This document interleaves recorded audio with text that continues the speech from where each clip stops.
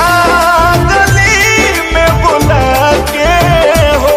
बदनाम करा दिहलू हमके अपना गली में बुला के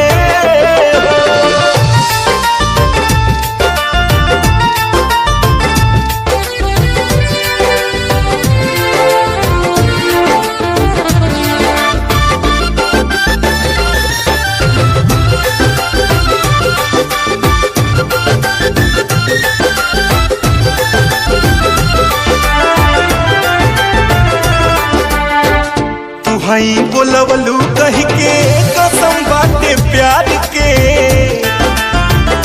हमके निकललू फेरू घर से धक्का मार के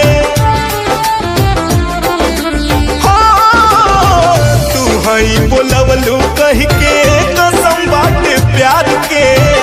हमके निकललू फेरू घर से धक्का मार के जियल मुश्किल बातों के भुला के हो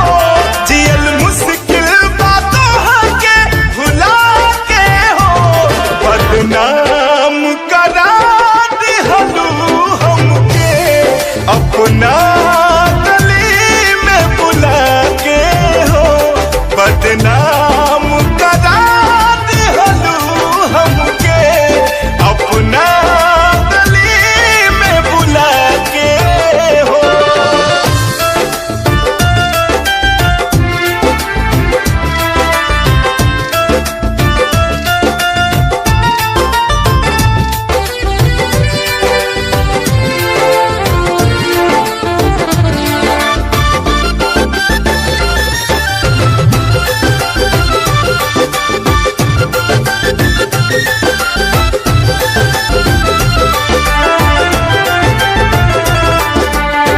देखा दिहलू अपन